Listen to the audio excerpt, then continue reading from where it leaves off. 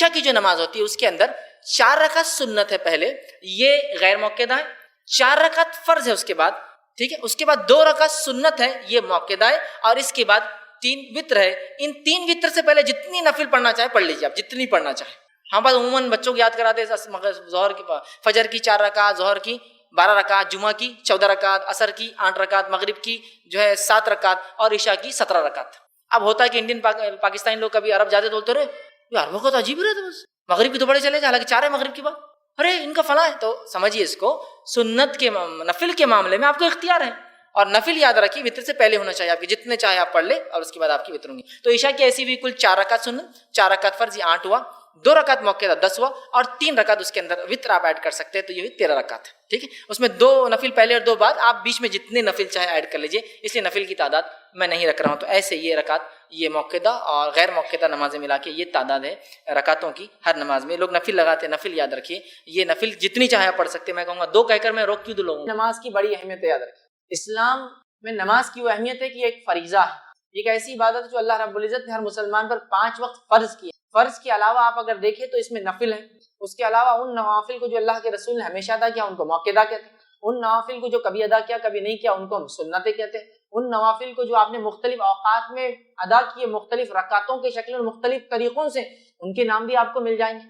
فجر تو ہو گئی فرض ہے، لیکن سورج نکلنے کے بعد آپ نماز پڑھ رہے، اشراق کہہ رہے ہیں، اردو زبان میں اشراق کہتے ہیں، چاشت کہتے ہیں، اوابین کہتے ہیں۔ اس کے علاوہ آپ دیکھیے صلاۃ الکسوف، صلاۃ الخسوف ہے، صلاۃ الخوف ہے۔ اس کے بعد آپ کتنی نمازیں کہ انسان شکر کے لیے پڑھ لیتا ہے، توبہ اور استغفار کے لیے جو ہے اللہ کے سامنے سجدہ کرتا ہے، شکر کے لیے جو ہے اللہ کے سامنے جو ہے سجدہ کرتا ہے، مصیبت اور پریشانی کے اندر اللہ کے سامنے نماز پڑھتا ہے۔ تو نماز آپ دیکھیے اتنی نوافل آپ کو ملیں گی جس کی کوئی انتہا نہیں۔ تو اسلام تو نماز کو بڑی اہمیت دیتا ہے، یہ مومن کا نور ہے، یاد رکھیے، یہ مومن کا وہ سرمایہ جس سے وہ تجارت کرتا ہے اعمال کے اعتبار سے، یہ مومن کے چہرے کا نور اور وہ سودا ہے، وہ سامان تجارت ہے جس کے ذریعے وہ آخرت میں انشاءاللہ العزیز کامیابی پاتا ہے، اور جس کو حاصل کرتا ہے اور جس کو دیکھ کر وہ کامیابی حاصل کرتا ہے۔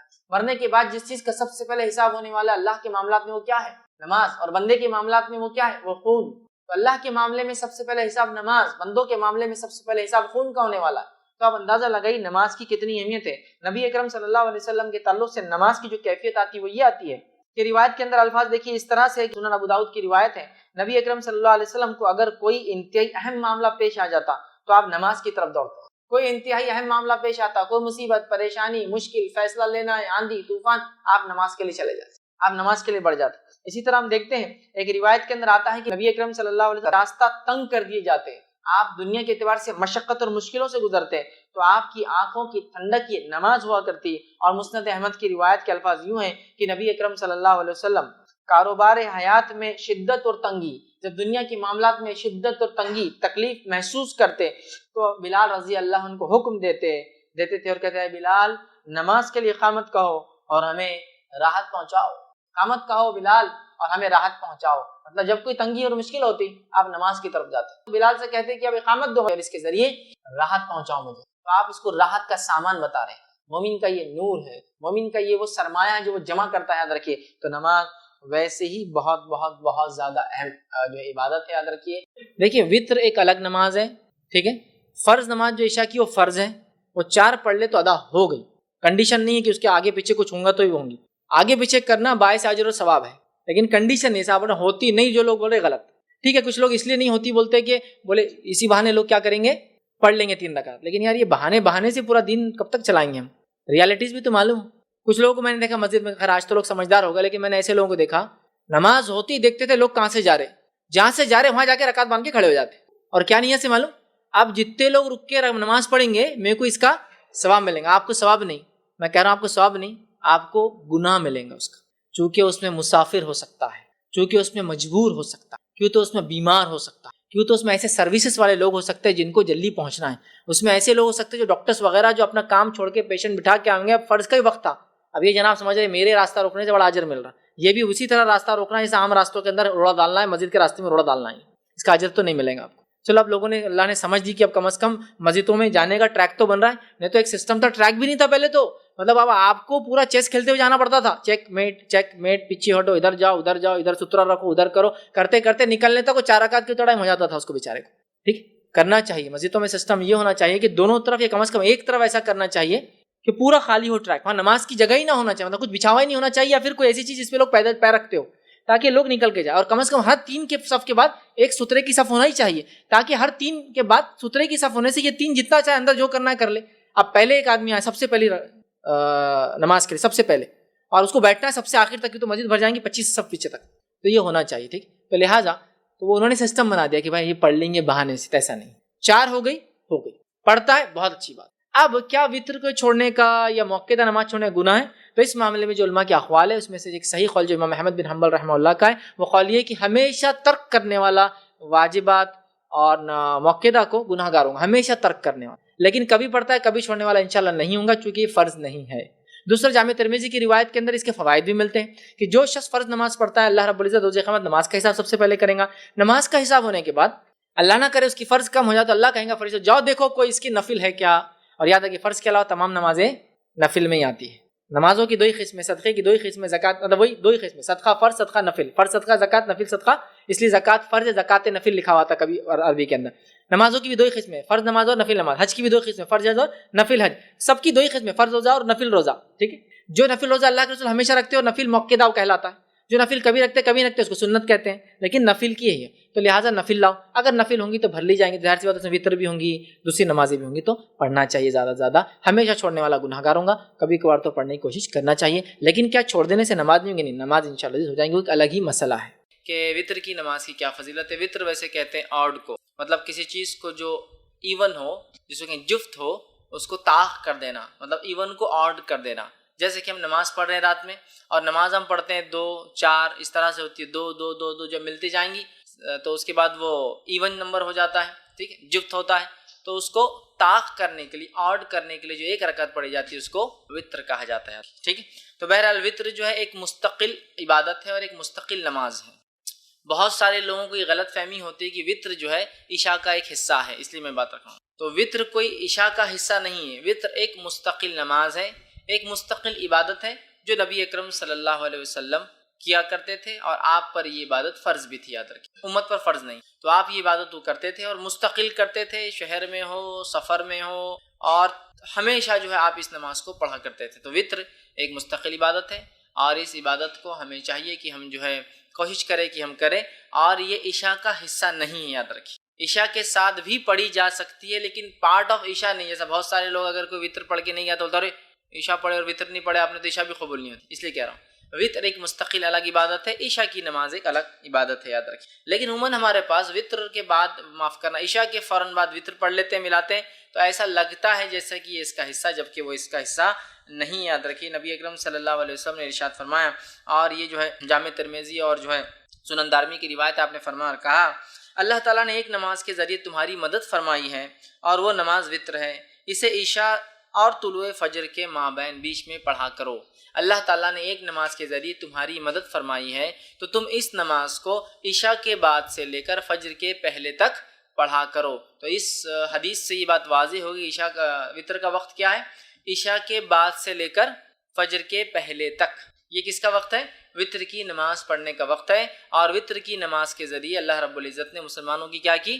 مدد فرمائی ہے, ہیلپ کی ہے. مطلب یہ بہت افضل نماز ہے, ہم کوشش کریں کہ اس نماز کو ہم پڑھا کریں, ٹھیک ہے. تو یہ نماز مستقل عبادت ہے, عشاء کے بعد بھی پڑھی جا سکتی ہے, لیکن عشاء کا حصہ نہیں ہے, اور عشاء سے لے کر فجر کے شروع ہونے سے پہلے تک اس نماز کو ایک انسان کبھی بھی ادا کر سکتا ہے. اسی طرح ابو داؤد کی روایت ہے, یہ اس کی فضیلت, اور اس میں پہلی روایت میں ایک فضیلت پتہ چلی اور ایک وقت بھی پتہ چلا.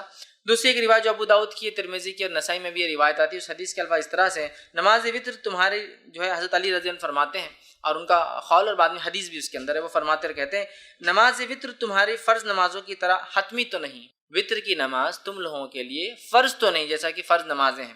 پھر وہ کہتے ہیں لیکن اللہ کے رسول صلی اللہ علیہ وسلم نے اپنایا, مطلب اس کو عمل کیا, اس کو پڑھا اور فرمایا اللہ وتر طاق ہے, اللہ وتر ہے, طاق ہے, آڈ ہے, اور آڈ کو پسند کرتا ہے. واللہ وتر ویحب الوتر, اللہ آڈ ہے اور آڈ کو پسند کرتا ہے. اللہ آڈ مطلب اللہ ایک ہے, اور آڈ ڈیجٹس کو پسند کرتا ہے. اس لیے نبی اکرم صلی اللہ علیہ وسلم کا عمل اگر آپ دیکھیں تو آپ اکثر عمل کو آڈ کرتے تھے, 1 3 5, یہاں تک کہ آپ کھانے میں ویسے ہی کرتے تھے. کھجور کھاتے تو 1 کھاتے, 1 سے زائد ہوتی تو 3 کھاتے, 3 سے زائد کھاتے تو 5 کھاتے. چونکہ آڈ نمبرز کی خصوصیت یہ ہے کہ جب اس کو ڈیوائڈ کیا جاتا ہے تو اس کا ریمائنڈر ہمیشہ 1 ہوتا ہے. تو اللہ چونکہ آڈ ہے، 1 ہے، تو وہ پسند کرتا ہے. تو اس نے فرمایا، حضرت علی فرماتے ہیں کہ آپ یہ نماز کوئی فرض تو نہیں ہے، حضرت علی کے قول خود واضح ہے، لیکن آپ وہ فرماتے ہیں کہ رسول اللہ صلی اللہ علیہ وسلم فرمایا اللہ وطر ہے، طاق ہے. پھر فرمایا اور اکائی طاق کو محبوب رکھتا ہے، پسند کرتا ہے. اے اہل قرآن، مطلب اے مسلمانوں، وطر کو پڑھا کرو، وطر کو پڑھا کرو. تو گویا حکم بھی ہے وطر کے پڑھنے کا، تو لہٰذا ہمیں وطر پڑھنے میں کوتاہی نہیں کرنی چاہیے اور وطر کو اپنا معمول بنا لینا چاہیے. آپ عشاء کے بعد سے لے کر فجر تک کبھی پڑھ سکتے ہیں، یہ مستقل ایک نماز ہے. کوئی ضروری نہیں کہ عشاء کے بعد ہی پڑھے جائے، عشاء کے بعد سو کر اٹھ کے پڑھیے، یا آپ جاگ رہے ہیں تو بعد میں سوتے وقت پڑھیے، آپ کے اوپر ڈیپینڈ ہے بہرحال. تو یہ کوئی وہ نہیں ہے کہ آپ عشاء کے ساتھ ہی پڑھیں، لیکن عشاء کے بعد سے لے کر فجر تک، فجر کے پہلے تک آپ اس کو کبھی بھی پڑھ سکتے ہیں. اسی طرح جو ہے ابو داؤد کی، نسائی کی اور جو ہے ابن حبان، دارقطنی اور دیگر حدیثوں میں جو الفاظ آتے ہیں اس میں سے ایک لفظ یہ الوتر حق، وطر حق ہے، مطلب وطر ضروری ہے، وطر کو پڑھا کرو، بلا وجہ چھوڑا نہ کرو، تاکید ہے. دوسری کی روایت میں فرما کہا الوتر حق علی کل، وطر حق ہے ہر مسلمان کے اوپر، مطلب اے مسلمانوں وطر تم پر حق ہے، جتنا ہو سکے وطر کو پڑھا کرو. تیسری کی روایت میں فرما کہا الوتر حق ولیس بواجب، وطر حق ہے، ضروری ہے لیکن واجب نہیں ہے. ٹھیک، تو یہاں دیکھیے نبی اکرم صلی اللہ علیہ وسلم تاکید کر رہے ہیں وطر کے تعلق سے، اور یہ تاکید کر رہے ہیں کہ وطر واجب نہیں ہے لیکن اس کو پڑھا کرو اس لیے کہ وہ حق ہے. تو اوپر کی روایتوں میں جو حق ہے کہ الفاظ بار بار آ رہے ہیں، اس سے یہ بات واضح ہو رہی ہے کہ وطر بڑی اہم نماز، بلا وجہ سے چھوڑنا نہیں چاہیے، کوشش کرنا چاہیے کہ اس کو جتنا ہو سکے اتنا پڑھا جائے. لیکن یہ بات یاد رکھ لیجیے نماز واجب نہیں، چونکہ آپ سب کی خود حدیث ہے وطر حق ہے لیکن یہ جو ہے واجب نہیں ہے، ضروری نہیں ہے. اور یہ بات میں اس لیے بھی رکھ رہا ہوں کہ بہت سارے لوگ یہ سمجھتے ہیں کہ اگر وطر نہ پڑھے عشاء کی بات تو عشاء نہیں ہوئی، اس لیے بھی رکھ رہا ہوں. وطر ایک مستقل الگ عبادت ہے لیکن وہ عشاء کے ساتھ پڑھی جا سکتی ہے، لیکن وہ عشاء کا پارٹ نہیں ہے، اس کے نہ پڑھنے سے عشاء میں کوئی کمزوری نہیں آتی ہے. ٹھیک ہے، یہ بتانا میرا مقصود تھا.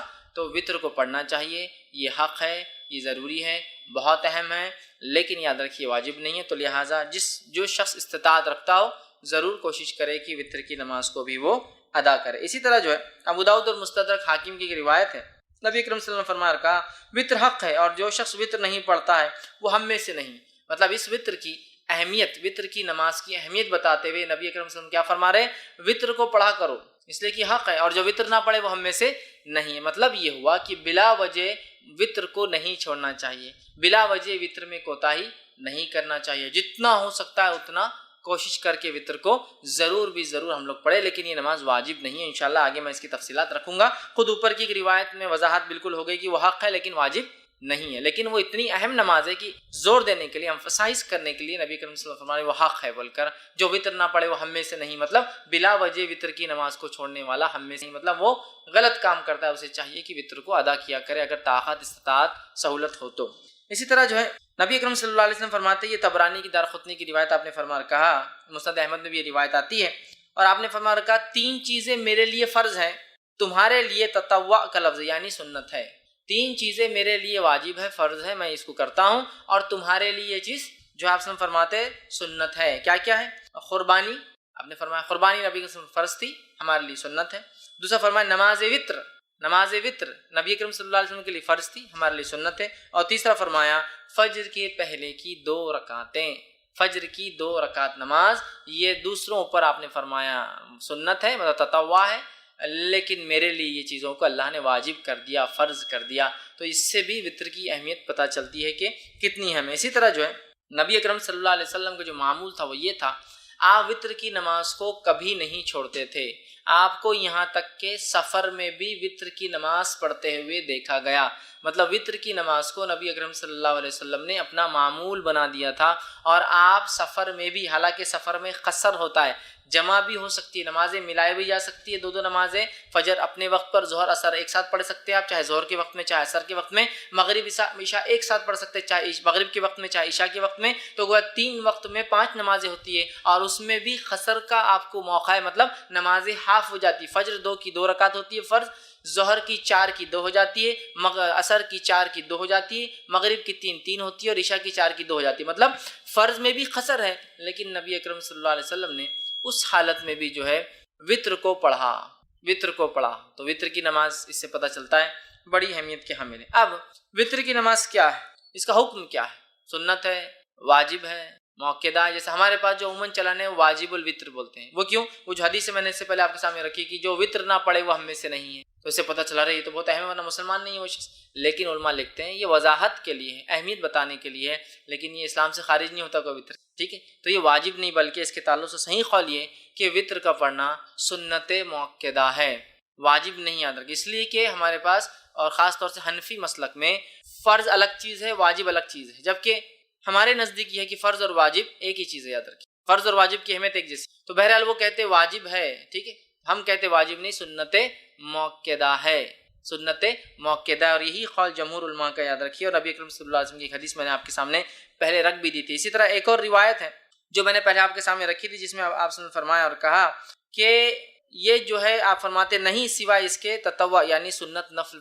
پڑھے، مطلب وطر کی نماز یہ جو ہے یہ سنت ہے، سنت موقدہ ہے۔ ایک رات نے فرمایا مجھ پر فرض ہے اور تم لوگوں پر تطوع، تم لوگوں پر کیا ہے، سنت ہے، تم لوگوں پر یہ نماز فرض نہیں ہے۔ تو اس سے پتہ چلا یہ نماز واجب نہیں بلکہ سنت موقدہ ہے، ٹھیک ہے۔ اسی طرح امام مالک جو ہے اور مسند احمد کے اندر روایت آتی ہے، عبادہ بن صامت رضی اللہ عنہ اس کے راوی فرماتے اور کہتے ہیں کہ جس کے اندر آپ صلی اللہ علیہ وسلم نے فرمایا کہ یہ تطوع، یہ نماز سنت ہے، نہ کہ تم پر فرض، تو بلکہ یہ جس کو ہم کہیں گے عام زبان میں سنت موقدہ جو کہتے ہیں نا، ایسی سنت جس کو نبی اکرم صلی اللہ علیہ وسلم نے ہر حال میں کرنے کی کوشش کی، یہ نماز ایسی ہے، یاد رکھیے وطر۔ اب وطر کی نماز کا وقت کب شروع ہوتا ہے اس کے تعلق سے دیکھ لیتے ہیں۔ تو میں سمجھتا ہوں پہلی حدیث میں نے درس کی ابتدا میں جو بتائی واضح ہے کہ یہ نماز کے ذریعے اللہ نے ہماری مدد کی، اور یہ نماز عشاء کے بعد سے لے کر فجر کے پہلے تک پڑھی جا سکتی ہے، ٹھیک۔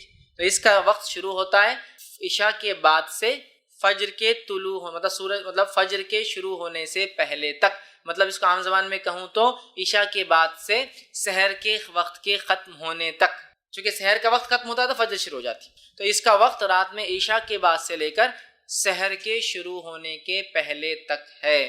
تو ہم لوگ کوشش کریں کہ اس عمل کو جو ہے اگر ہم کرنا چاہتے ہیں تو عشاء کے بعد سے لے کر فجر کے پہلے تک کر سکتے ہیں۔ ابو داؤد، ترمذی اور ابن ماجہ کی روایت ہے، آپ صلی اللہ علیہ وسلم فرمایا اور کہا اسے نماز عشاء اور طلوع فجر کے مابین پڑھو، عشاء کے بعد اور طلوع فجر کے شروع ہونے کے بیچ میں کہیں آپ اس نماز کو پڑھ سکتے ہیں، یاد رکھیں، ٹھیک ہے۔ اسی طرح جو ہے آپ صلی اللہ علیہ وسلم فرماتے ہیں، اور صحیح بخاری اور صحیح مسلم کی متفق علیہ روایت آپ نے فرمایا اور کہا نبی اکرم صلی اللہ علیہ وسلم رات کے ہر حصے میں نماز وطر ادا فرمائی، ابتدائی حصے میں بھی، وسط شب میں بھی، اور رات کے آخری حصے میں بھی۔ اور یہ روایت حضرت عائشہ سے ہے کہ حضرت عائشہ فرماتی ہے کہ آپ صلی اللہ علیہ وسلم وطر کی نماز عشاء کے بعد بھی پڑھتے تھے، اس کے بعد سے لے کر نماز رات کے کسی بیچ کے حصے میں بھی پڑھتے تھے، اور اس کے علاوہ رات کے آخر حصے میں بھی پڑھا کرتے تھے۔ تو اس سے پتہ چلا کہ وطر کی نماز عشاء کے بعد سے لے کر فجر کے پہلے تک کبھی بھی پڑھی جا سکتی ہے، اور نبی اکرم صلی اللہ علیہ وسلم نے عشاء کے بعد سے لے کر فجر کے پہلے تک پڑھا۔ اسی طرح ایک دوسری روایت صحیح بخاری اور صحیح مسلم کی آپ نے فرمایا اور کہا، اور آپ صلی اللہ علیہ وسلم نے جن دنوں میں وفات پائی، مطلب یہ روایت بھی عائشہ فرماتی ہے اور کہتی ہے اس روایت میں کہ جن دنوں میں نبی اکرم صلی اللہ علیہ وسلم وفات پائی ان دنوں میں آپ آخری حصے سحر کے وقت وطر کو پڑھا کرتے تھے۔ اس سے کیا پتہ چلا، آپ صلی اللہ علیہ وسلم عشاء کی بعد بھی پڑھتے، بیچ میں پڑھتے، اور آخر وقت میں، لیکن آپ نے کیا کیا، اس کو آخر وقت میں اللہ کے رسول اس کو سحر کے وقت پڑھا کرتے تھے۔ اسی طرح جو ہے نبی اکرم صلی اللہ علیہ وسلم کا جو ہے ایک حکم ہے، حدیث ہے جو صحیح بخاری صحیح مسلم کی روایت آپ نے فرمایا کہا صبح ہونے سے پہلے پہلے وطر کو پڑھ لو، مطلب صبح ہونے سے پہلے پہلے تک وطر کو ہم کو پڑھ لینا چاہیے۔ تو پتہ چلا وطر عشاء کے بعد سے لے کر فجر کے پہلے تک کبھی بھی آپ پڑھ سکتے ہیں، اور نبی اکرم صلی اللہ علیہ وسلم نے اس کو عشاء کے بعد سے لے کر فجر تک کبھی بھی پڑھا، اور اس کو ہم کہیں گے عشاء کے بعد بھی پڑھی جا سکتی ہے، لیکن آخر وقت میں پڑھنا افضل ہے، سحر کے وقت میں پڑھنا افضل ہے، اس لیے کہ انسان سوتا ہے، سو کر اٹھتا ہے، اٹھنے کے بعد پھر نفل نمازیں مطلب تہجد پڑھتا ہے، اور تہجد کے بعد اگر وطر پڑھتا ہے تو یہ افضل ہے، یاد رکھیے۔ اب آپ کہیں گے خالی وطر کو رات میں کیوں اٹھنا ہے، تو تہجد بھی پڑھنا، لیکن میں تہجد انشاءاللہ آخری میں رکھوں گا وہ حصہ۔ تو یہ جو وطر کو ہم کہہ رہے ہیں آخری وقت میں پڑھنا افضل ہے، اس سے مراد ہے آخری وقت میں انسان رات میں اٹھے، تہجد کی نماز پڑھے، تہجد کے بعد اپنی وطر پڑھ لے۔ صحیح مسلم کی روایت ہے ماں عائشہ رضی اللہ عنہا سو جاتی تھی، آپ سب ان کو اٹھاتے تھے اور کہتے عائشہ اٹھ اور وطر پڑھ لے، مطلب تہجد ادا کر، اور تہجد ادا ہونے کے بعد اپنی وطر کی نماز، چونکہ عموماً صحابہ آخر وقت میں وطر پڑھتے تھے، چاہے تہجد کے وادی تھے، لہٰذا چونکہ تہجد ایک بہت افضل عمل ہے، یاد رکھیے بہت افضل، نفل نمازوں میں سب سے افضل نماز ہے یہ، تو لہٰذا وہ لوگ روکے رکھتے تھے اپنی نماز کو وطر کو اور تہجد میں اٹھتے تھے، تہجد میں اٹھنے کے بعد وطر پڑھتے تھے، تو اللہ کے رسول صلی اللہ علیہ وسلم ماں عائشہ کو اٹھاتے تھے تاکہ وہ اپنی وطر ادا کرے، مطلب تہجد پڑھ لے اور اس کے بعد وطر بھی ادا کرے۔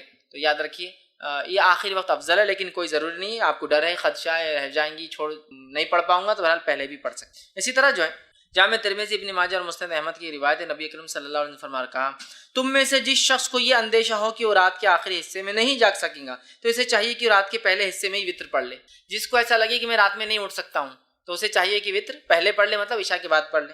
پھر فرماتے اور کہتے ہیں پڑھ لے، اور جسے آخر رات میں قیام کا شوق ہو اور طمع ہو کہ وہ کرے، قیام کرے، اس کو شوق ہو، اس کو لگا ہو، اسے چاہیے کہ وہ رات کے آخری حصے میں، جس کو ڈر ہو یار میں اٹھ نہیں پاؤں گا، شک ہو رہا ہے یا میں روز پڑھتا ہوں تہجد لیکن آج جاگا بہت دیر تک تو اٹھ نہیں پاؤں گا، یا پھر میں روز بھی نہیں اٹھ پاتا ہوں تہجد کے لیے، بس عشاء ہو جاتی ہے فجر کو اٹھتا ہوں تو بیچ میں نہیں اٹھ پاؤں گا، تو پھر وہ عشاء کی بات پڑھ لے۔ ایسا نہیں، جس کو شوق ہے رات کی نماز پڑھنا چاہتا ہے، تہجد پڑھنا چاہتا ہے، تو پھر کیا کرے، وہ وطر کو روکے رکھے، تہجد کے بعد اس کو ادا کرے۔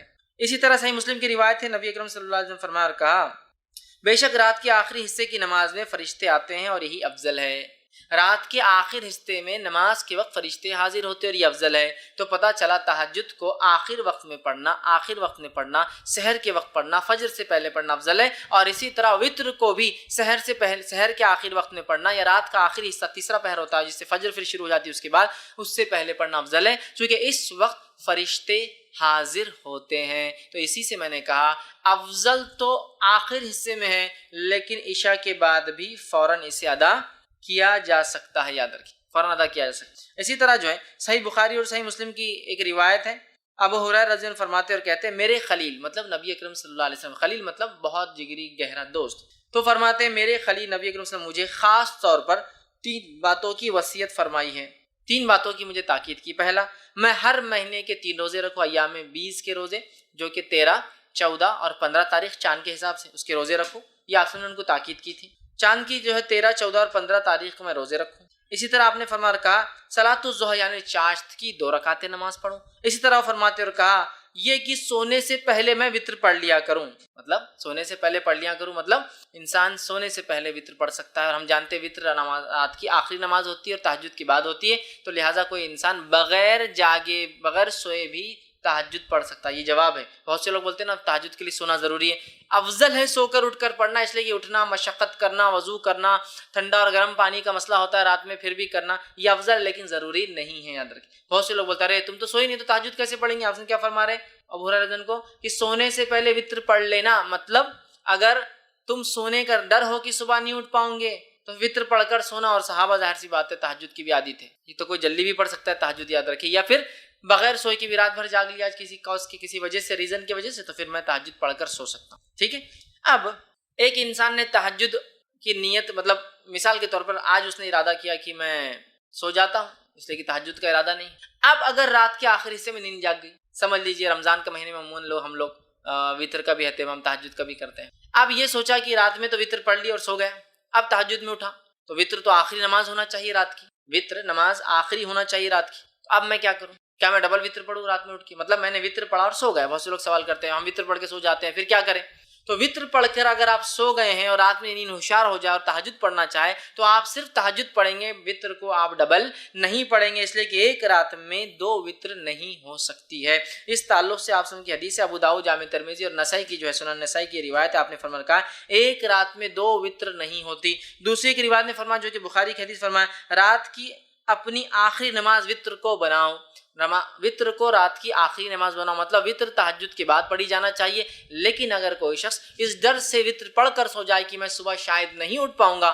اور سو جائے اور پھر نیند ہوشیار ہو جائے تہجد کے وقت، تو اسے وطر کو نہیں پڑھنا ہے، صرف تہجد پڑھنا ہے۔ لیکن کوئی انسان اس کو روز کا معمول نہ بنا دے کہ روز تہجد پڑھتا ہے لیکن وطر پڑھ کے سو جاتا ہے پھر تہجد کرتا ہے، روز کا معمول نہیں، اگر میں روز اٹھ کر تہجد پڑھنے کا عادی ہوں تو پھر میں وطر کو اپنی آخری نماز بناؤں گا۔ ایک غلط فہمی جو ہوتی ہے ہندوستان پاکستان میں یہ بھی ہے کہ اس کو عشاء کا حصہ سمجھتے ہیں تو عشاء کے بعد پڑھ کے سو جاتے ہیں، پھر تہجد میں اٹھتے ہیں، تہجد پڑھ کے پھر اس میں ایک وطر پڑھتے ہیں، کیونکہ حدیث میں نا 11 رکعتیں پڑھتے تھے تو پھر کیا کرتے پھر سے ایک وطر پڑھتے، تو ایک رات میں 2 وطر نہیں ہوتی، وطر کو آخری نماز بنانا ہے۔ تو جس کو ڈر ہے کہ صبح نہیں اٹھ پائیں گا اور وہ پڑھ کر سو جائے اور اٹھ جائے کبھی کبھار تو وہ تہجد پڑھ لے سکتا ہے، لیکن روز جو تہجد پڑھتا ہے وہ شخص جو اپنے وطر کو روکے رکھیں گا، پھر رات میں اٹھیں گا، تہجد ادا کریں گا، تہجد کی ادا کرنے کے بعد پھر وہ اپنی وطر کی نماز کو ادا کریں گا۔ اس بات کو ہم یاد رکھیں، چونکہ اسے آخری نماز بنانا چاہیے، اور اگر کوئی سو جائے پڑھ کر اٹھ جائے تو پھر وطر دہرانے کی ضرورت نہیں ہے، صرف وہ تہجد کی نماز پڑھ لے۔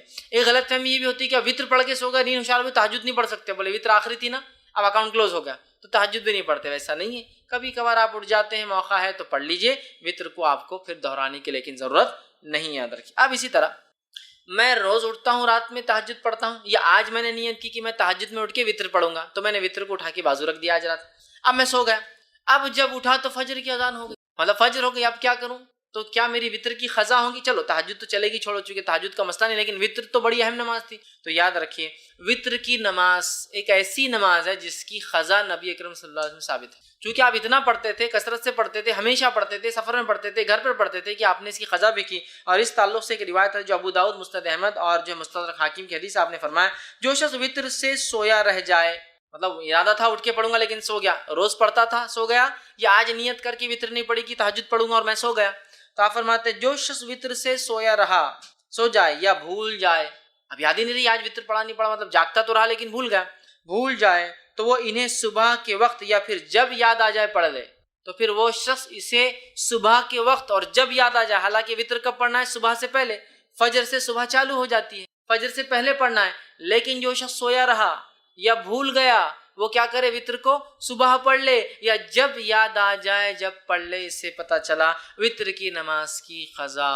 ہو سکتی ہے، لیکن روز کا معمول نہیں ہو سکتا ہے، جیسے روز فجر چھوٹتی تو اسی قضا کرتے، وطر روز چھوڑ کے نہیں ہو سکتا ہے، لیکن اگر چھوٹ جائے آدمی آج ارادہ کر کے سویا تھا کہ تہجد پڑھوں گا، وطر چھوڑ دیا تھا، تو پھر صبح نیند ہوشیار ہونے کے بعد وطر پڑھ لے، چاہے فجر میں اٹھے وقت ہو تو پڑھ لے، پھر فجر کی نماز پڑھے، یا فجر کا وقت ہے تو پھر فجر پڑھ لے، اور اس کے بعد سورج نکلنے کا اگر نکلنا شروع ہوگا تو انتظار کرے، اور نکلنے کے بعد صبح میں پڑھ لے، تو اس سے پتہ چلا وطر کی نماز کو قضا بھی کیا جا سکتا ہے، لیکن معمول نہ ہو، بلکہ جو ہمیشہ پڑھتا اور چھوٹ جائے تو، ورنہ آپ جو ہمیشہ ہی کریں گے اس کی قضا، ویسا نہیں، یہ فرائض میں سے نہیں، یاد رکھ، ٹھیک ہے، لیکن میں نے آج نیت کیا کہ وطر پڑھوں گا، مطلب تہجد پڑھوں گا، وطر پڑھوں گا، یا میں روز تہجد پڑھتا ہوں اور وطر پڑھتا ہوں اور آج بھول گیا، تو اس کی قضا ہو سکتی ہے، یاد رکھیں، ٹھیک ہے۔ اب آئیے وطر کی رکعتیں کتنی، وطر کی نماز سے کتنی رکعتیں ہوں؟ تو وطر کی نماز صحیح بخاری اور صحیح مسلم کی روایت ہے، اب سنن نسائی ہے، مستدرک حاکم ہے، بیہقی ہے، اور اتنی ساری حدیثیں آتی ہیں جس کے اندر آپ صلی اللہ علیہ وسلم سے وطر کی نماز 1 رکعت، وطر کی نماز 3 رکعت، وطر کی نماز 5 رکعت، وطر کی نماز 7 رکعت اور وطر کی نماز 9 رکعت ثابت ہے، اور کچھ روایتوں میں وطر کی نماز 11 رکعت اور 13 رکعت بھی ثابت ہے، لیکن زیادہ مشہور اور معروف چیز جو ہے وہ 1 رکعت، 3 رکعت، 5 رکعت، 7 رکعت اور 9 رکعت معروف ہے، لیکن کچھ علماء نے 11 بھی ثابت کی ہے اور 13 بھی ثابت، لیکن اس میں تھوڑا سا شبہ یہ ہے کہ وہ 11 تہجد کے ساتھ تھی اور 13 تہجد کے ساتھ فجر کی 2 تھی، وہ اس لیے میں وہ نہیں لے رہا ہوں، لیکن 9 رکعت تک تو بالکل ثابت ہے۔ لیکن ہمارے پاس چلن کس چیز کا ہے؟ کیا چیز مشہور اور معروف ہے؟ ہم لوگوں کے پاس جو ہے 3 رکعت مشہور ہے، کوئی ایک پڑھ لے تو بھی وہ خارج ہو جاتا ہے، مطلب دھکے پر لوگ اسلام سے خارج ہو جاتے ہیں، مسلک سے خارج ہو جاتے ہیں، بے دین ہو جاتے ہیں۔ 1 رکعت بھی ثابت ہے، لیکن 3 معروف، لیکن 3 ضروری نہیں، یاد رکھیں، 1 بھی، 3 بھی، 5 بھی، 7 بھی اور 9 رکعتوں تک پڑھ سکتے ہیں۔ اب آئیے ایک کے بعد ایک ہم دیکھتے ہیں یہ نماز، اس کی دلیل اور اس کے بعد اس کا طریقہ، یہ 1 کیسی پڑھیں گے، 3 کیسی پڑھیں گے، 5 کیسی پڑھیں گے، 7 کیسی پڑھیں گے اور 9 رکعت کیسے پڑھیں گے، ٹھیک ہے۔ جو آدمی کی جیسی سہولت، صحت، حالات کے اعتبار سے 1 پڑھے، 3 پڑھے، 5 پڑھے، 7 پڑھے، 9 پڑھے، ٹھیک ہے۔ یہ تہجد کی رکعتوں کے علاوہ ہے۔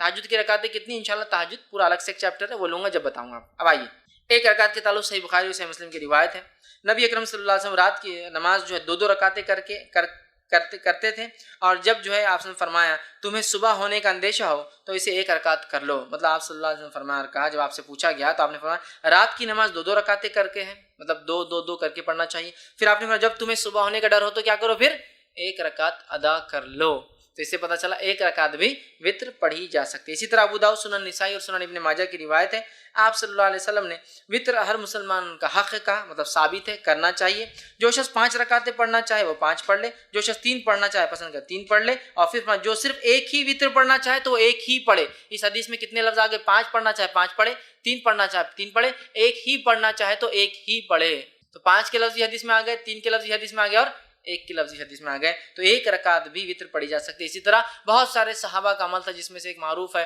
جیسا کہ جو ہے معاویہ بن ابی سفیان رضی اللہ عنہ، یہ جو ہے ایک رکعت ہی ہمیشہ پڑھا کرتے تھے۔ ٹھیک، اب اسی طرح 3 رکعت والی روایت ہم دیکھ لیتے ہیں۔ تو اسی طرح جو ہے صحیح بخاری اور صحیح مسلم کی روایت ہے، ماں عائشہ رضی اللہ عنہا فرماتی اور کہتی ہیں نبی اکرم صلی اللہ علیہ وسلم قیام اللیل کرتے، رات کی نماز پڑھتے اور پھر آخر میں 3 رکعت ادا کرتے۔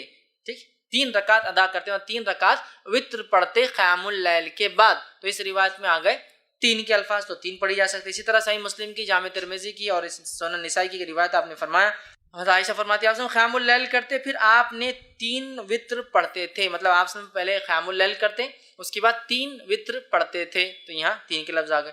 اسی طرح نبی اکرم صلی اللہ علیہ وسلم 5 رکعت بھی ثابت ہے جو میں نے آپ کے سامنے رکھی، جیسا کہ صحیح بخاری کی روایت ہے اور صحیح مسلم میں بھی روایت متفق علیہ۔ حضرت عائشہ رضی اللہ عنہا فرماتی آپ نے فرمایا کہا کہ نبی اکرم صلی اللہ علیہ وسلم رات کو 13 رکعتیں پڑھا کرتے تھے اور ان میں سے 5 وطر ہوتے اور آپ صلی اللہ علیہ وسلم ان 5 وطر کے مابین بیٹھتے نہ تھے بلکہ صرف آخر میں تشہد کرتے تھے۔ ٹھیک، تو اس سے پتہ چلا کہ جب کوئی انسان وطر پڑھے اور 1 رکعت پڑھتا ہے تو ظاہر سی بات 1 رکعت کے بعد وہ قاعدہ کرے گا، 3 رکعت پڑھتا ہے تو تیسری رکعت میں قاعدہ کریں گا، صرف وطر میں صرف تیسری رکعت میں قاعدہ کریں گا۔ اور اس حدیث میں آ رہا ہے 5 پڑھتے اور صرف 5ویں رکعت میں قاعدہ کرتے، 1 پڑھے تو 1 میں قاعدہ ہوگا، 3 پڑھے تو آخری رکعت میں تیسری میں قاعدہ، اور 5 پڑھے تو کب کرنا قاعدہ آپ کو؟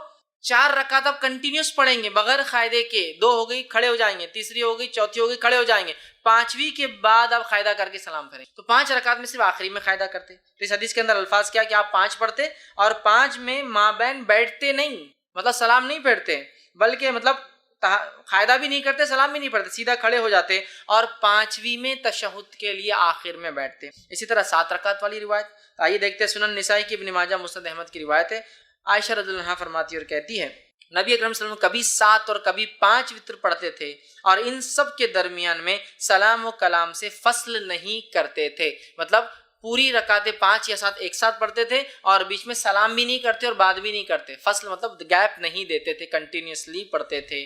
تو 7 رکعتیں پڑھنا ہے تو 7 رکعتوں میں کیا کرنا پڑے گا آپ کو؟ سلام کب کرنا پڑے گا؟ 7th رکعت میں، تیسری میں آخری تیسری رکعت میں، 5ویں میں آخری 5ویں رکعت میں، 7ویں میں آخری 7ویں رکعت میں آپ قاعدہ کریں گے۔ اب آئیے 9 رکعت والی روایت دیکھ لیتے ہیں۔ تو صحیح مسلم کی روایت ہے، ابو داؤد کی، سنن نسائی کی، مسند احمد کی روایت ہے، نبی اکرم صلی اللہ علیہ وسلم کے تعلق سے ماں عائشہ رضی اللہ عنہا فرماتی اور کہتی ہے آپ صلی اللہ علیہ وسلم نے 9 رکعتیں پڑھی، اس طرح پڑھتے کہ ان کے مابین صرف 8ویں رکعت میں تشہد کے لیے بیٹھتے۔ تو پتہ چلا 9 رکعت پڑھنے کا طریقہ تھوڑا سا الگ ہے باقی سے۔ 3 رکعت میں تیسری رکعت میں قاعدہ، 5 رکعت میں 5ویں رکعت میں قاعدہ، 7 رکعت میں 7ویں رکعت میں قاعدہ، 9 رکعت میں 8ویں رکعت میں قاعدہ، پھر کھڑے ہو کے 1 رکعت اور پھر 9ویں رکعت میں قاعدہ۔ 9 رکعت والی وطر اگر آپ پڑھتے ہیں تو 8 کنٹینیو پڑھیں گے، 8ویں رکعت میں قاعدہ کریں گے، پھر کھڑے ہوں گے، سلام نہیں پھیریں گے، پھر 9ویں رکعت پڑھ کے 9ویں رکعت میں قاعدہ، مطلب 9 رکعت میں 2 قاعدے ہیں، 7 رکعت میں 1 قاعدہ، 5 رکعت میں 1 قاعدہ، 3 رکعت میں 1 قاعدہ، 1 رکعت میں تو 1 ہی قاعدہ ہوگا ظاہر سی بات ہے، لیکن 9 رکعت والی نماز میں 8ویں میں قاعدہ اور 9ویں میں 1 قاعدہ۔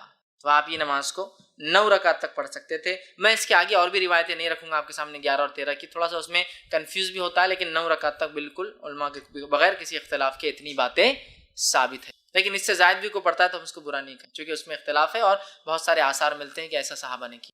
ٹھیک ہے، تو 9 رکعت کا طریقہ میں نے آپ کو 9 رکعت تک ہم نے دیکھی۔ اب وطر کی جو ہے ادائیگی کا طریقہ کیا ہوگا، اس کو کیسے ادا کیا جائے گا؟ ٹھیک، تو وطر کو ادا کرنے کا طریقہ یہ ہے کہ آپ رات میں اٹھیں گے اور تہجد پڑھیں گے، چونکہ یہ نماز وطر کی بات ہو رہی ہے، رات کی نماز کی بات، ٹھیک، اور وطر کی نماز جو ہے قیام اللیل کے بعد آپ سے فرض ہے، تہجد کی بات پر، تو آپ رات میں اٹھنے کے بعد 2، 4، 6 یا 8 رکعتیں آپ نماز پڑھیں گے، 2 کر کے، 2 یا 4 یا 6 یا 8 رکعت نماز پڑھیں گے۔ ان نمازوں کے بعد 1 یا 3 یا 5 یا 7 یا 9 رکعت وطر، ہوگی بات ختم۔ یہ طریقہ ہے، پہلے آپ تہجد کے لیے اٹھیں گے، تہجد کی نماز پڑھیں گے جو کہ 2 یا 4 یا 6 یا 8 رکعت زیادہ سے زیادہ، یہ پڑھنے کے بعد آپ 1 رکعت یا 3 رکعت یا 5 رکعت یا 7 یا 9 رکعت وطر گے۔ یہ اس کا پڑھنے کا طریقہ ہے، یاد رکھیے، طریقہ یاد رکھیے، اور یہی یاد رکھیے، درست چیزیں یاد رکھیے کہ ہم جو ہے اس طرح سے اس نماز کو ادا کریں تہجد کے بعد۔ اب جو سب سے مشہور طریقہ ہے وطر کا وہ 3 رکعتیں ہیں جو ہمارے پاس بھی چلتا ہے، تو اس کو تھوڑا سا اور ڈیٹیل میں جاتے ہیں۔ سب سے مشہور طریقہ جو وطر کا ہے وہ 3 والا ہے. وہ کیوں؟ حضرت عائشہ کی وہ روایت یاد کیجیے موطا امام مالک کی کہ نبی اکرم صلی اللہ علیہ وسلم رمضان یا غیر رمضان 11 رکعتوں سے زیادہ نہیں پڑھتے تھے. تو 11 رکعت میں 8 رکعت تہجد کی اور 3 رکعت وطر کی ہے. تو 3 پڑھنا سب سے مشہور طریقہ ہے. اب یہ 3 پڑھنے کا طریقہ کیا ہے؟ اس طریقے سے اس 3 رکعت کو پڑھنے کے 2 طریقے ہیں. میں سمجھو آپ زیادہ کنفیوز نہیں ہو رہے ہیں, ہر چیز کلیئر کرتے ہو جا رہے ہیں. 3 رکعتوں کو پڑھنے کے 2 طریقے. 2 طریقے کیا ہیں؟ 2 سلام سے 3 رکعت یا 1 سلام سے 3 رکعت. تھوڑا اس کو اور وضاحت کرتا ہوں. 2 سلام اور 2 قاعدے سے 3 رکعت یا 1 سلام اور 1 قاعدے سے 3 رکعت. طریقہ بتاتا ہوں. پہلا طریقہ, آپ نماز وطر کے لیے کھڑے ہوئے, آپ نے تکبیر کہی, ہاتھ باندھ لیا. اب آپ نماز پڑھتے ہیں 2 رکعت. 2 رکعت نماز ختم ہونے کے بعد قاعدہ کرتے ہیں. قاعدے کے بعد آپ السلام علیکم ورحمۃ اللہ, السلام علیکم. کتنی رکعت ہوئی؟ 2. پھر 2 کے بعد آپ کھڑے ہوتے 1 رکعت کی نیت سے. پھر آپ رکعت باندھتے ہیں, 1 رکعت پڑھ کے قاعدہ کرتے ہیں السلام علیکم ورحمۃ اللہ, السلام علیکم ورحمۃ اللہ. 3 رکعت وطر, 2 سلام اور 2 قاعدے سے. 2 سلام ہے, 2 کے بعد سلام پھیر دیا, مطلب قاعدہ بھی ایک زیادہ ہوا, یہ بھی ہوا. اس کے بعد 1 رکعت پڑھی, 1 قاعدہ کیا اور سلام پھیرا. 2 سلام 2 قاعدے. دوسرا طریقہ 1 سلام اور 1 قاعدے سے. پہلا طریقہ سمجھ میں آ گیا, 2 رکعت پڑھی, سلام پھیر دیا, پھر کھڑے ہوئے 1 رکعت پڑھی, سلام پڑھی. تو قاعدے بھی 2 ہوئے, سلام 2 ہوئے.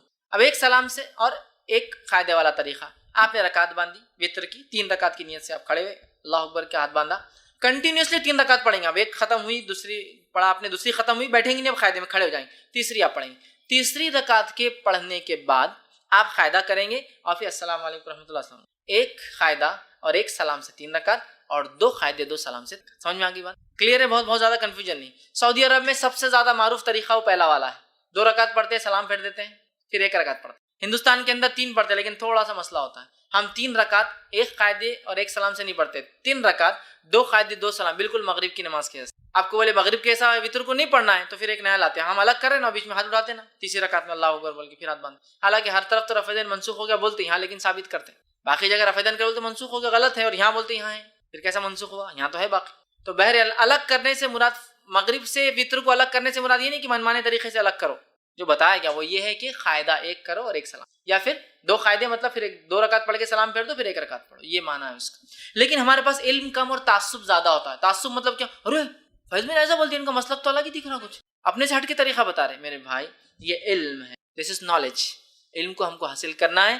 بہت ساری بات ہم کو نالج نہیں ہوتا کسی چیز کا. تو اس کا مطلب یہ نہیں کہ ہمارا مسلک الگ ہے, ہم بھٹک گئے, بلکہ ہماری کمزوری تھی, ہماری جہالت تھی کہ ہم نے علم حاصل نہیں کیا. ٹھیک ہے, تو لہٰذا 3 رکعت کے دونوں طریقے میں نے آپ کو بتا دیے اور دونوں سنت سے ثابت ہے. لیکن تیسری رکعت میں کھڑے ہو کر سورہ فاتحہ اور وغیرہ پڑھ کر پھر اللہ اکبر کے ہاتھ اٹھا کے پھر سے باندھنا, یہ سنت سے ثابت نہیں ہے. اس تعلق سے آپ سب سے کچھ بھی ثابت نہیں, نہ صحیح نہ ضعیف. خاص طور سے اٹھا کے پھر باندھنا نہ صحیح ثابت ہے نہ ضعیف. لہٰذا میں کہوں گا آپ کو اگر 3 ایک ساتھ پڑھنا ہے تو 1 قاعدے سے پڑھیے. آخری رکعت میں آپ کو کوئی ڈبل سے ہاتھ نہیں اٹھانا ہے بیچ میں. اب پھر وہ دعائے قنوت کیسے کرنا, پھر فرق کیسے کرنا, دعائے قنوت کی طرف میں جا رہا ہوں. پہلے میں طریقے بتانا چاہ رہا تھا. تو ہو گیا 3 وطر کا طریقہ, 2 طریقہ 3 وطر کے, یہ میں سمجھتا ہوں واضح ہو گئی. اور نبی اکرم صلی اللہ علیہ وسلم سے بہت ساری حدیثوں میں بات, سب جیسے صحیح مسلم کی اور صحیح بخاری کی روایت متفق علیہ.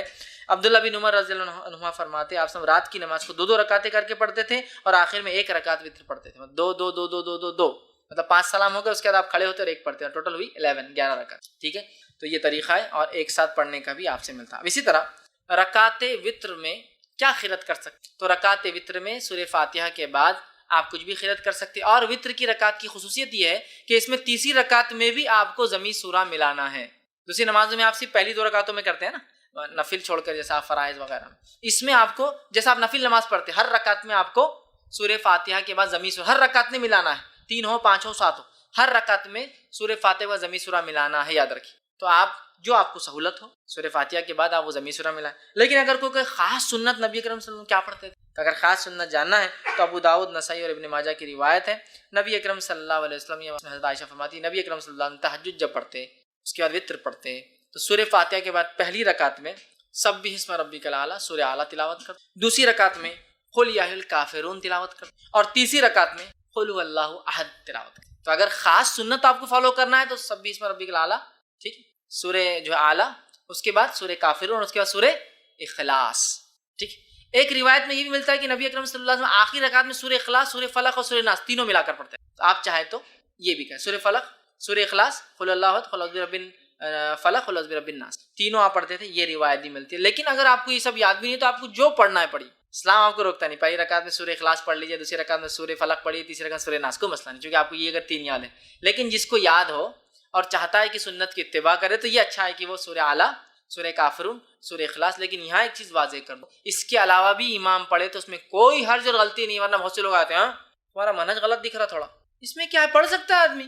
بہت سارے لوگ ایسے ہوتے ہیں کہ ذرہ برابر سورہ بھی الگ ہو تو بولتے تم نے گڑبڑ کی کچھ، تبھی جو سہولت ہو قرآن کا، جو حصہ آسان ہو وہ پڑھے۔ لیکن کوئی اگر اتباع کرنا چاہتا ہے کہ نبی کیا پڑھتے تھے آپ سب یہ پڑھتے تھے، لیکن ضروری نہیں ہے، قرآن کا جو یاد ہے آپ کو پڑھ سکتے ہیں تو آپ یہ پڑھتے۔ اور ایک روایت میں آتا ہے کہ آپ آخری رکعت میں سورہ اخلاص، سورہ فلق اور سورہ ناس تینوں کی تلاوت کیا کرتے تھے۔ اسی طرح آپ صلی اللہ علیہ وسلم کے تعلق سے مسند احمد، نسائی اور ابن ماجہ کی روایت آتی ہے کہ نبی اکرم صلی اللہ علیہ وسلم 3 رکعت وتر سے فارغ ہونے کے بعد سلام پھیرتے، سلام پھیرنے کے بعد 3 مرتبہ یہ الفاظ ادا کرتے سلام کے بعد، سبحان الملک القدوس، 3 بار یہ الفاظ ادا کرتے، سبحان الملک القدوس، سبحان الملک القدوس، سبحان الملک القدوس، یہ 3 بار پڑھتے ہیں۔ اور ایک روایت میں آتا ہے کہ نبی اکرم صلی اللہ علیہ وسلم سبحان الملک القدوس 2 بار آہستہ پڑھتے اور تیسری بار تیز پڑھتے، مطلب جس کو عائشہ فرماتی ہم سن سکتے تھے، مطلب 2 بار پڑھتے سبحان الملک القدوس، سبحان القدوس، سبحان الملک القدوس 3 بار۔ اور اس میں بھی آتا ہے کہ روایت میں جب آپ آخری بار تیز پڑھتے تو یوں پڑھتے کہ القدوس کو لمبا کھینچتے، سبحان الملک القدوس لمبا کھینچتے۔ یہ بھی طریقہ ہے، وتر پڑھ لیا آپ نے، اس کے بعد آپ سبحان الملک، سبحان الملک القدوس، سبحان الملک القدوس لمبا کھینچتے، یہ پڑھ سکتے۔ اسی طرح ایک روایت اور آتی ہے دارقطنی کی، اس میں اضافی الفاظ یہ کہ نبی اکرم صلی اللہ علیہ وسلم سبحان الملک القدوس کہنے کے بعد یہ بھی کہتے ہیں رب الملائکۃ والروح۔ سبحان الملک القدوس کا معنی ہوتا ہے پاک ہے وہ بادشاہ صاحب، ٹھیک۔ اسی طرح رب الملائکۃ والروح جو رب ہے فرشتوں کا اور جبرائیل کا، یہ بھی آپ اضافہ کیا کرتے تھے۔ تو اگر آپ کو یہ بھی پڑھنا ہے تو ہمارے پاس یہ عموماً ہر 4 رکعت تراویح کے بعد پڑھتے اور بہت لمبا لمبا پڑھتے، اس میں اور بھی اضافہ ہے، ٹھیک ہے۔ لیکن یہ تو وتر کے بعد ثابت ہے، 3 بار سبحان الملک القدوس، 2 آہستہ 1 تیز، اور آخر کا کھینچتے ہوئے ذرا لمبا کرتے ہوئے، ٹھیک ہے۔ اس کے بعد رب الملائکۃ والروح، یہ بھی آپ اس کے ساتھ اضافہ کر سکتے ہیں۔ اب دعائے قنوت پہ آ جاتے ہیں۔ دعائے قنوت اس کی حیثیت کیا ہے، پڑھنا اور نہیں پڑھنے کا کیا معاملہ ہے، اور کب پڑھا جائیں گے۔ دعائے قنوت یہ وتر کی نماز کا میں پڑھنا ضروری نہیں ہے، یہ پہلے کلیئر کر دیں۔ بہت سے لوگ وتر نہیں پڑھتے کہ دعائے قنوت یاد نہیں ہے، تو کلیئر کر دیتا ہوں۔ دعائے قنوت کا وتر میں پڑھنا ضروری نہیں ہے، یہ ایک سہولت ہے، اللہ نے مدد کی اس نماز سے، تو اس سہولت کا فائدہ اٹھائے جو اٹھانا چاہتا ہے، لیکن کمپلسری نہیں ہے۔ دونوں باتیں سمجھ میں آ رہی ہیں؟ میں ٹریول کر رہا ہوں، مجھے پرمیشن ہے کہ میں 10-20 کلو سامان لے جا سکتا ہوں، لیکن میں نہیں لے جا رہا ہوں، سہولت تو ہے، میں نہیں اٹھا رہا ہوں فائدہ، لیکن سہولت ہے، ضرور نہیں۔ کیوں میں کہہ رہا ہوں، میں یہ نہیں کہہ رہا ہوں مت پڑھو، میں یہ کہہ رہا ہوں بہت سارے لوگ یہ دعا یاد نہیں بول کے نماز ہی نہیں پڑھتے، تو نماز مت چھوڑو، یہ تو مستقل عبادت ہے، دعا اس کا ایک پارٹ ہے، لیکن کمپلسری پارٹ نہیں۔ اٹیچ ہو جائے تو بھی چلے گا، ڈیٹیچ نہیں بھی اٹیچ ہوگا، نکال بھی دیا جائے تو بھی چلتا ہے۔ تو یہ دعا کی کیا حیثیت ہے دعائے قنوت کی؟ پڑھے تو اچھی بات ہے، نہ پڑھنے سے انشاءاللہ کوئی فرق نہیں پڑتا آپ کی وتر پر، نماز پر، ٹھیک ہے۔ تو اسے پڑھنے کے دعائے قنوت کے 2 طریقے ہیں، 2 طریقے، دونوں طریقے بہرحال جو انسان چاہے اس پہ عمل کر سکتا۔ دعائے قنوت رکوع سے پہلے اور دعائے قنوت رکوع کے بعد۔ پہلے تو کلیئر کر دیا میں، دعائے قنوت پڑھنا کمپلسری نہیں لیکن پڑھ سکتا۔ دعائے قنوت رکوع سے پہلے اور دعائے قنوت رکوع کے بعد، اس کا طریقہ کیا ہے؟ آپ نے رکعت باندھی، سورہ فاتحہ ضمی سورہ ملایا، ٹھیک ہے، مطلب یہ آخری رکعت کی بات کر رہا ہوں میں، آخری رکعت مطلب آپ تیسری رکعت میں اٹھے، مطلب یہ دعائے قنوت آپ جب پڑھیں گے تو وتر کی آخری رکعت میں پڑھیں، 1 پڑھے تو اس کے اندر 3 پڑھے تو تیسری میں، 5 پڑھے تو 5ویں میں، 7 پڑھے تو 7ویں میں، 9 پڑھے تو 9ویں رکعت میں ہوں۔ تو آپ کھڑے ہوئے تیسری رکعت کی، سمجھو انڈیا پاکستان ہم 3 رکعتیں پڑھتے، تیسری رکعت میں کھڑے ہوئے آپ، ٹھیک، تو تیسری رکعت میں آپ کھڑے ہوئے، تیسری رکعت میں کھڑے ہونے کے بعد سورہ فاتحہ پڑھی آپ نے، سورہ فاتحہ پڑھنے کے بعد ضمی سورہ ملایا، ضمی سورہ ملانے کے بعد اب آپ کیا کریں گے؟ دعائے قنوت اپنی، ٹھیک، اس کے لیے خاص ہاتھ اٹھا کر واپس باندھنا یہ سنت سے ثابت نہیں، اللہ اکبر کہنا بھی سنت سے ثابت نہیں ہے، ہاتھ اٹھانا بھی ثابت نہیں ہے۔ تو آپ سورہ فاتحہ پڑھی اور سمجھو 3 رکعت میں آپ سورہ اخلاص پڑھ رہے، سمجھے آخری سورہ اخلاص پڑھی، اور اس کے بعد آپ اللہم اہدنی من ہدیت، اور وہ دعا آپ اس کے بعد شروع کر دیں گے، یہ ایک طریقہ۔